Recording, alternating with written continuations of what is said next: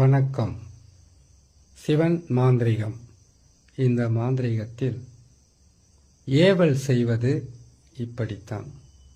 ஏவல் ஒரு குடும்பத்தையும் சரி, கணவன் மனைவியாக இருந்தாலும் சரி, நண்பர்களாக இருந்தாலும் சரி, காதலர்களாக இருந்தாலும் சரி, தொழிலில் எவ்வளவு பெரிய வெற்றி பெற்றவங்களாக இருந்தாலும் சரி, இவர்களை, இந்த உறவுகளை, இந்த தொழிலை, வியாபாரத்தை, பிஸ்னஸை, ஒரு மனிதனை சர்வமும் நாசம் செய்வது தான் ஏவல்.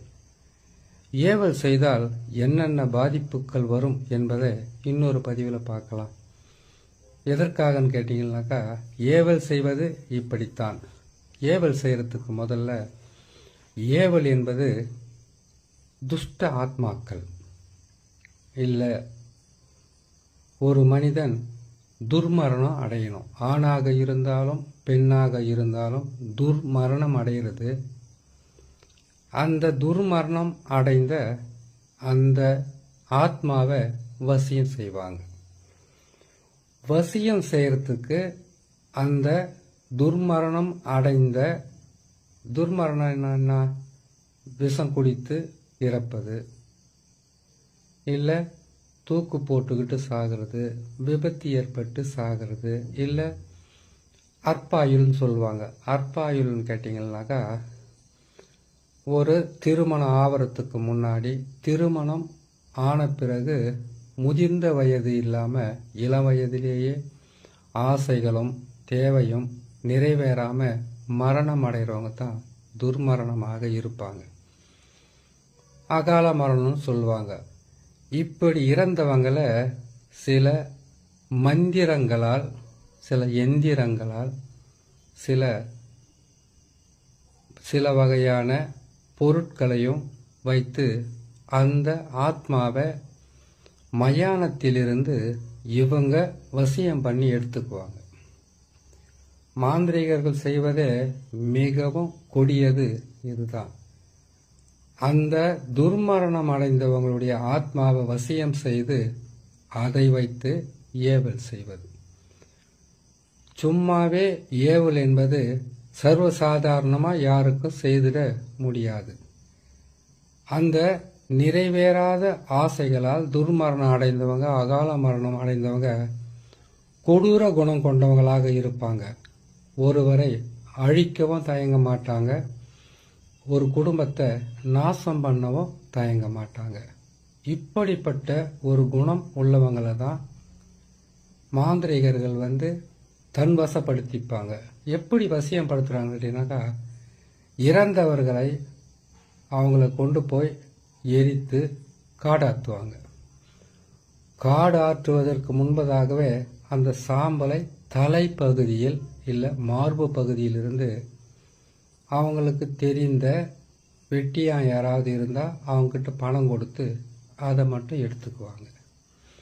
அப்படி இல்லாமல் இருந்தால், இதுக்கு முன்னாடி எப்போவோ நூற்றுக்கணக்கான வருஷங்களுக்கு முன்னாடி கன்னி கழியாத பெண், திருமணமாகாத ஆண் இறந்திருந்தால் அந்த சடலத்தை எடுத்து போய் குழித்தொழிலம் இறக்கினதா சில மாந்திரிக குறிப்புகள் இருக்கு.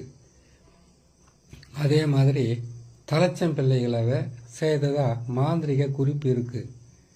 இப்போ எல்லாம் அப்படி செய்தால் அரசாங்கத்தால் பல வகையான தண்டனைகளுக்கு உள்ளாவாங்க. அப்படி இல்லாமல் மந்திரங்கள், அதாவது மந்திர உபாசனைன்னு ஒன்று இருக்கு. நம்ம சொல்கிற ஒவ்வொரு மந்திரமும் நம்மளுடைய தலையை சுற்றி சுற்றி வந்து கொண்டே இருக்கும். இப்போ சர்வசாதாரணமாகவே ஓம் நமச்சிவாயா என்கின்ற மந்திரத்தை தினமும் 108 முறை யாரெல்லாம் பிரயோகப்படுத்துகிறாங்களோ அவங்களுக்கு பெரிதளவு மாந்திரிக பாதிப்பு வராதுன்னு மாந்திரிக நூல்கள் சொல்லுது.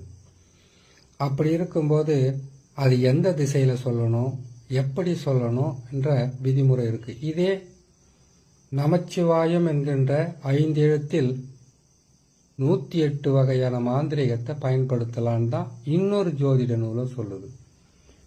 எல்லோருக்குமே மாந்திரிகம் கைவசப்படாது. அப்படி கைவசப்படுகிறவங்க தவறான பாதையில் போகாமல் இருக்கணும். தவறான பாதையில் போகாமல் இருக்கணும்னு சொல்லிட்டு ஏவல் செய்வது எப்படின்னு போகிறது தவறுதான்னு கேட்டாக்கா, ஒரு மாந்திரிகத்தில் எதுவெல்லாம் இருக்கு, அது எப்படியெல்லாம் செய்வாங்க, எப்படி செய்தால் இந்த பாதிப்புக்கெல்லாம் வரும் என்பதை சொல்ல வேண்டியது ஒரு கடமை. அப்படி இருக்கும்போது மரணம் அடைந்தவருடைய ஆத்மாவை மந்திர மூலியமாக, தகடு மை மூலியமாக அந்த தகடில் எழுதக்கூடிய அச்சாரங்கள் வைத்து அதை ஈர்க்க முடியும்.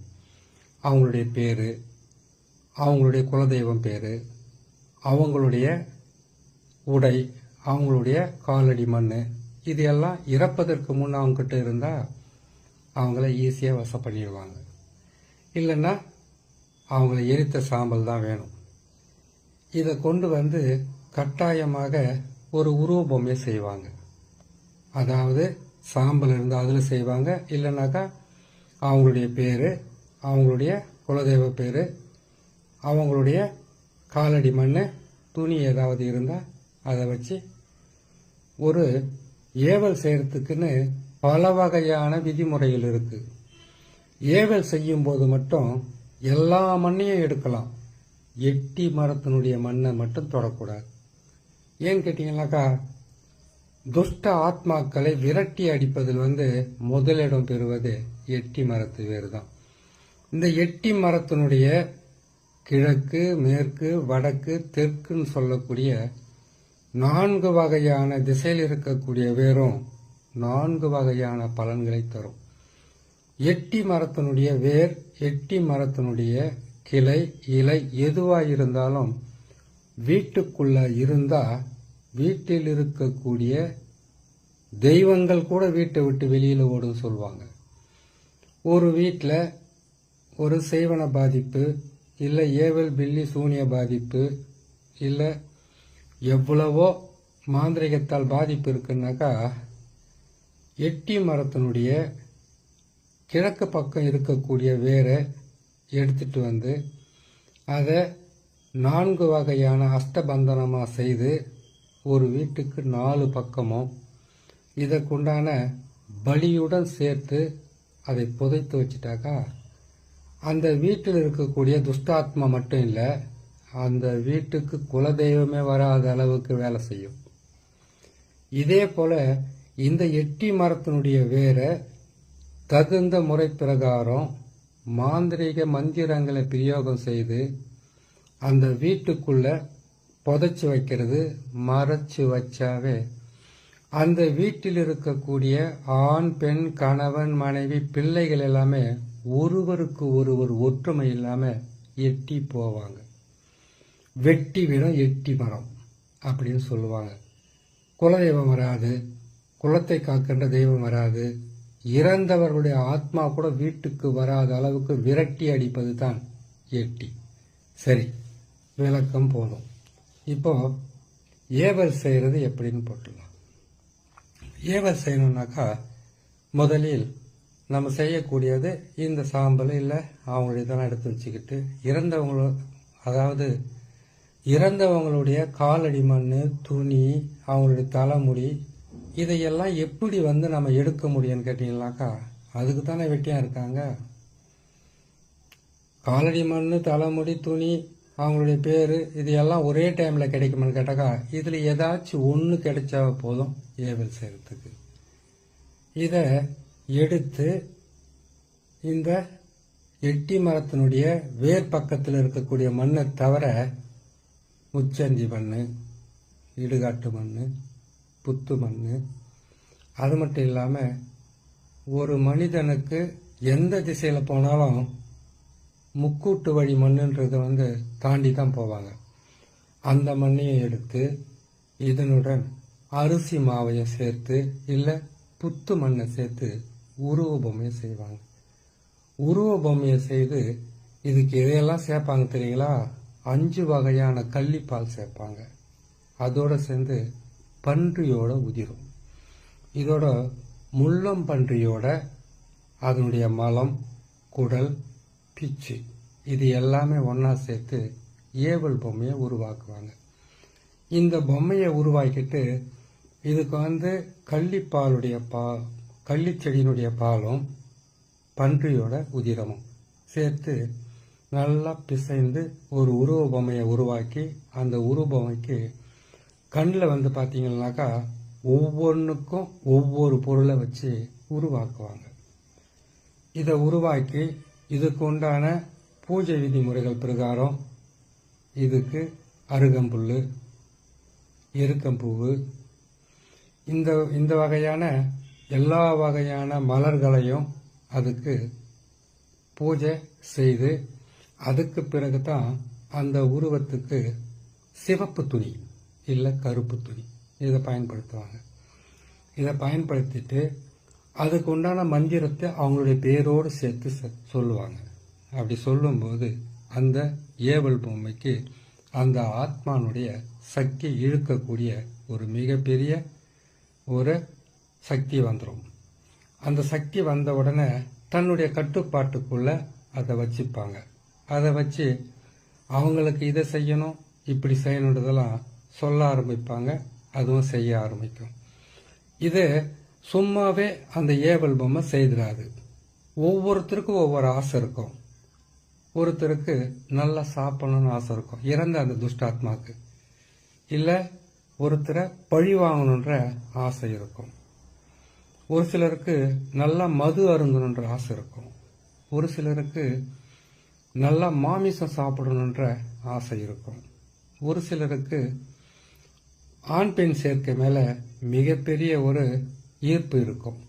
ஒரு சிலருக்கு கலகம் மூட்டி வர்றது, சண்டை போடுறது, ரத்த காயங்களை ஏற்படுத்துவது, அப்படின்னா விபத்துக்களை ஏற்படுத்துவது. இதே போல இன்னொருத்தர் துர்மரணம் அடைகிறதுக்கு வழியை காட்டுவது. இப்படியெல்லாம் ஒவ்வொரு துஷ்டாத்மாக்களுக்கும், ஒவ்வொரு அகால மரணம் அடைந்தவங்களுக்கும், துர்மரணம் அடைந்தவங்களுக்கும் கட்டாயமாக ஆசைகள் இருக்கும்.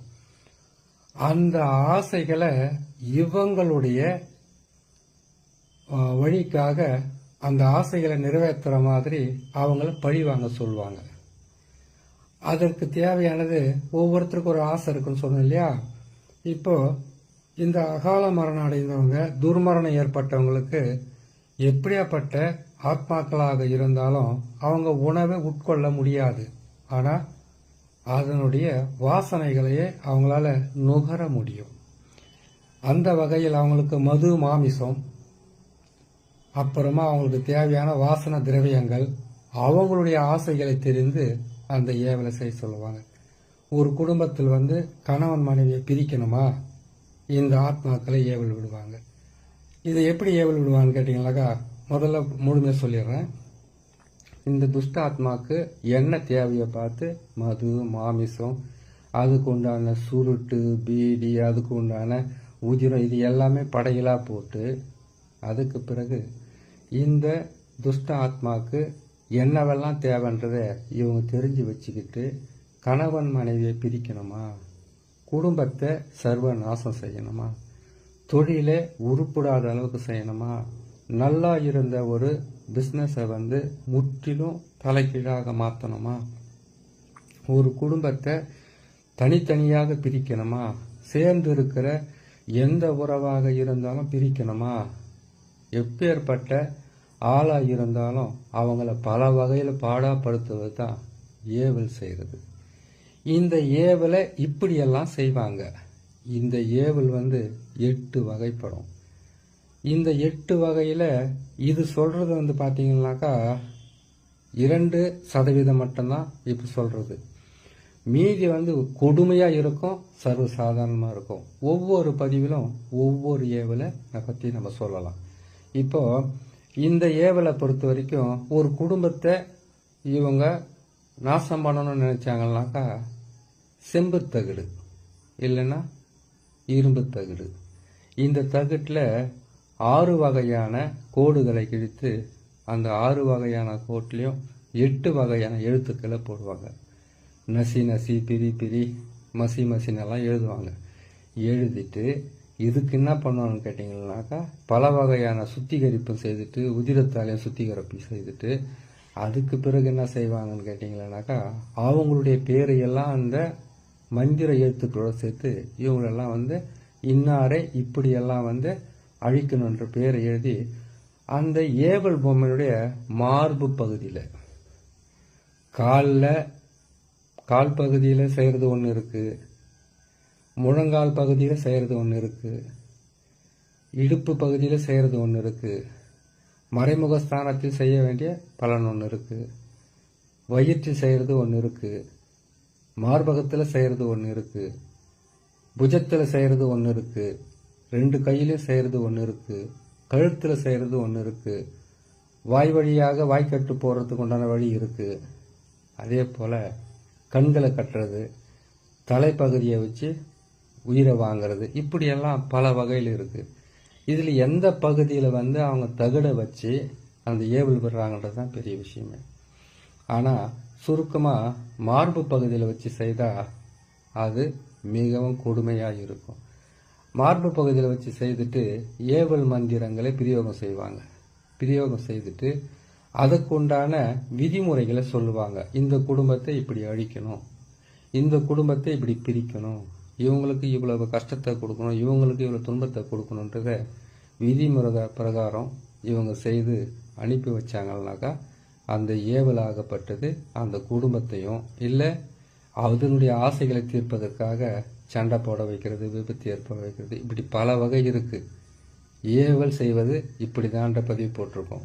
இன்னும் இதில் வந்து 7 வகையான ஏவல் இருக்குது, 16 வகையான ஏவல் கூட இருக்குது. ஒவ்வொரு பதிவும் ஒவ்வொரு நாளைக்கு நேரம் இருக்கும்போது போடுறேன், கேட்டு நீங்கள் பயன்பெறலாம். தெரிஞ்சவங்க ஏவல் செய்கிறதுக்கு ரொம்ப ரொம்ப ஜாக்கிரதையாக செய்யணும். கொஞ்சம் தவறினாலும் ஏவல் செய்யணும்னு நினைக்கிறவங்களையும் செய்கிறதுக்கு பொருட்களை சேர்க்குறவங்களையும் அழிக்க ஆரம்பிச்சிடும். மிக கவனமாக இருக்கணும். இதை செய்யணும்னா இந்த மாந்திரிகத்தில் வந்து மிகவும் முக்கியமானதுன்னு சொல்லப்போனால் ருத்ரன், காளி, இவங்களுடைய உபாசனையும் இவங்களுடைய அனுக்கிரகமும் இவங்களுடைய விருப்ப பிரகாரம் இருப்பவங்களுக்கு கட்டாயமாக ஏவல் என்பது சித்தியாகும். ஆனால் ஒரு குடும்பத்தை அழிக்கிறது, ஒரு குடும்பத்தை நிலைக்குலைய செய்வது, ஒரு குடும்பத்தில் இருக்கக்கூடிய நல்ல உறவுகளை பிரிக்கிறது பாவம்.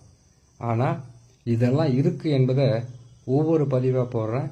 இதில் எந்த பாதிப்புக்கு உங்களுக்கு இருக்கோ அந்த பாதிப்பை தகுந்த முறையில் செய்து உங்களை காப்பாற்றிக்கலான்னு சொல்லி இன்னொரு நல்ல பதிவுகளை நான் சந்திக்கிறேன். நன்றி, வணக்கம்.